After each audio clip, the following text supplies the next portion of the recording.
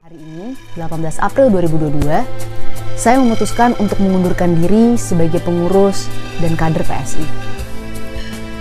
Keputusan ini saya ambil atas dasar pertimbangan pribadi. Saya merasa saya membutuhkan perjalanan baru di luar partai politik. Untuk saat ini, saya ingin fokus mengabdi untuk Indonesia melalui cara-cara lainnya. Salah satunya dengan fokus menyuarakan isu perempuan dan mengabdi untuk kepentingan perempuan. Ini bukan berarti saya merendahkan peran atau efektivitas partai dan PSI dalam membawa perubahan. Saya tetap percaya, sebagaimana saat dulu saya bergabung PSI, politik dan partai adalah salah satu jalan paling masuk akal membawa perubahan dalam skala besar. Meski saya berada dalam babak baru kehidupan, saya tidak akan pernah melupakan kisah kita bersama. Perjuangan kita bersama, utamanya pada tahun 2019, akan selalu menjadi kenangan yang tidak terlupakan. Saya bangga pernah berjuang bersama teman-teman PSI semuanya.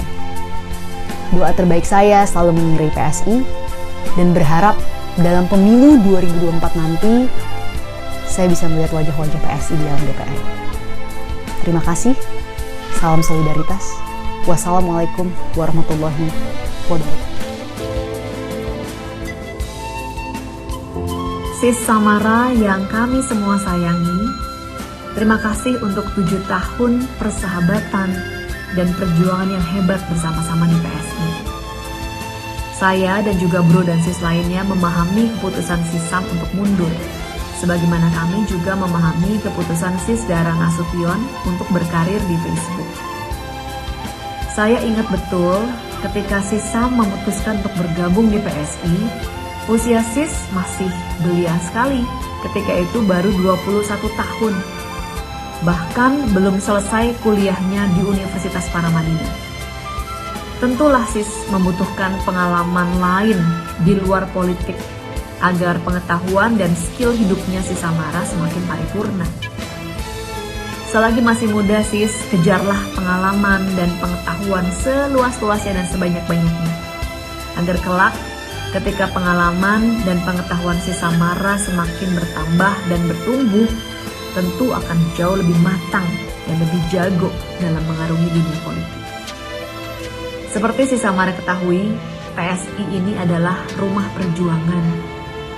Oleh karenanya, kelak kalau sis sudah cukup waktu mengembara di luar sana, pulanglah ke rumah kita bersama sis, PSI. Sukses terus untuk sis Samara.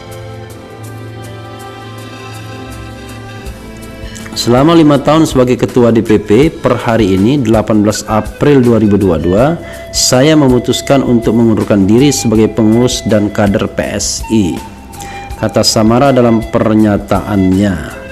Dia mengatakan keputusannya untuk mundur dari PSI berdasarkan pertimbangan pribadi. Dia mengaku ingin melakukan perjalanan baru di luar jalur partai politik, terutama dalam memperjuangkan isu-isu perempuan. Nah, ini kelihatan ya. Menurut Samara, keputusannya untuk mundur bukan untuk mengecilkan peran partai politik, hanya saja dia mengaku saat ini membutuhkan jalur di luar partai. Saya tetap percaya sebagaimana saat dulu saya bergabung PSI, politik dan partai adalah salah satu jalan paling masuk akal membawa perubahan dalam skala besar, kata dia. Amani mulai dikenal publik sejak terjun ke dunia politik bersama PSI pada pemilu periode lalu. Samara kala itu menjabat sebagai Ketua DPP PSI.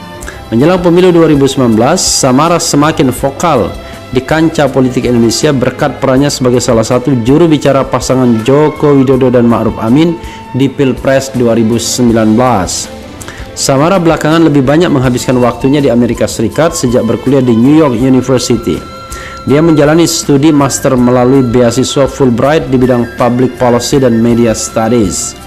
Samara Amani juga tercatat pernah menjadi saksi dalam uji materi syarat calon independen dan turut mengajukan revisi Undang-Undang Pilkada berkaitan dengan calon independen. Tapi pertama melihat dulu Samara ini ya, sebenarnya Samara ini anak muda yang sangat beruntung. Kenapa sangat beruntung? Karena dia bisa stealing the show di perhelatan Pilpres dan pemilu 2019 ya. Alasan mengundurkan diri bisa jadi dia akan bekerja di sebuah institusi yang tidak memungkinkan dia menjadi pengurus partai politik lagi. Karena itu dia harus keluar dari partai politik. Bisa jadi institusi yang bergerak di bidang pemberdayaan perempuan, mungkin yang katakanlah dibiayai funding misalnya. Karena kan career path orang itu dua saja. Apakah dia bergerak di state ya, ataukah di civil society. Nah, di civil society ini kelemahan kita adalah memang kita masih rely on dengan funding-funding asing biasanya. Juga semua partai politik dikenal sebagai electoral machine saja, yang hanya dibutuhkan ketika pemilu untuk mendulang suara. Dan kalau sekarang dibutuhkan untuk mendukung jagoan ya dalam capres, dalam pencapresan. Yang kadang-kadang lucunya bukan kader sendiri yang dijagokan, tapi kader orang lain. Tapi itulah karena PSI merasa lebih memiliki Presiden Jokowi ketimbang PDIP atau PDIP.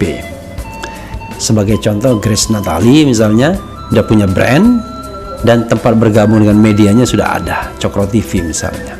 Jadi dia masih tetap eksis.